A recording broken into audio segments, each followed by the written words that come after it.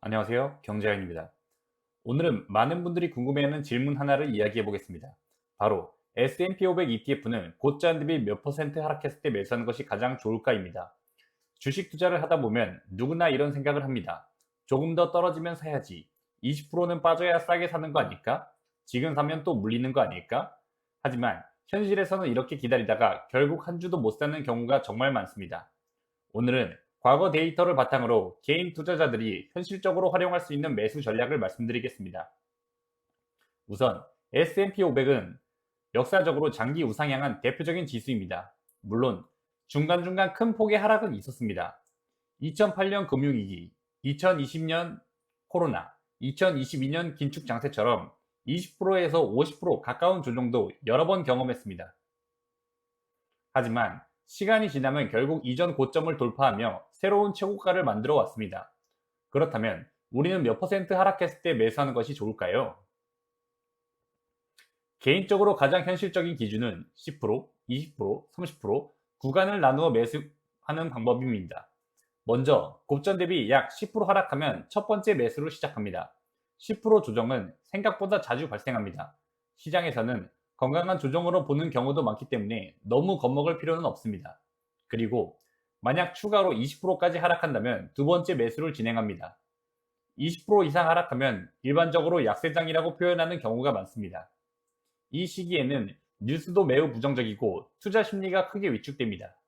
하지만 역사적으로 보면 오히려 장기 투자자들에게는 좋은 기회가 된 경우가 많았습니다.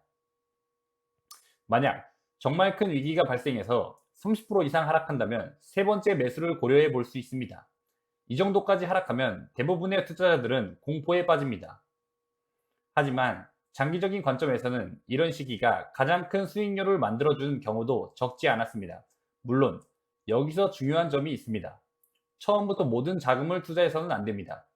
예를 들어 투자금이 1000만 원이라면 10% 하락 시 300만 원, 20% 하락 시 300만 원, 30% 하락 시 400만 원처럼 나누는 방법도 가능합니다.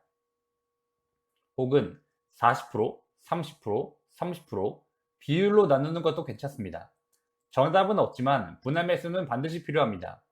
많은 분들이 착각하는 것이 있습니다. 바닥을 맞추려고 하는 것입니다. 하지만 시장은 바닥은 누구도 알 수 없습니다. 워런 버핏도, 기관도, 전문가도 정확한 바닥을 맞추지 못합니다. 그래서 우리는 바닥을 맞추려는 전략보다 평균 매입 단가를 낮추는 전략이 훨씬 현실적입니다. 또 하나 말씀드리고 싶은 것은 현금을 항상 일부 보유하는 것입니다.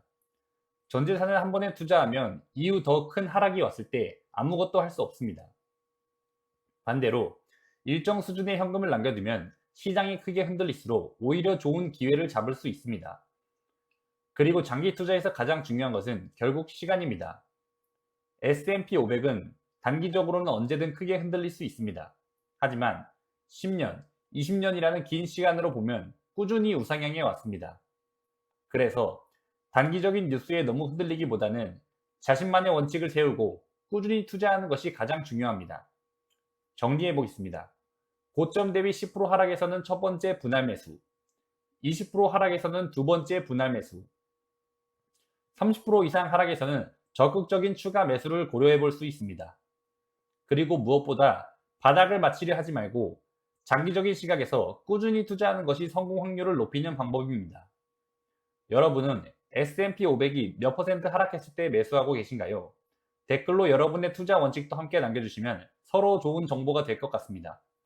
영상이 도움이 되셨다면 좋아요와 구독 부탁드리고 다음 영상에서도 유익한 투자 이야기로 찾아뵙겠습니다.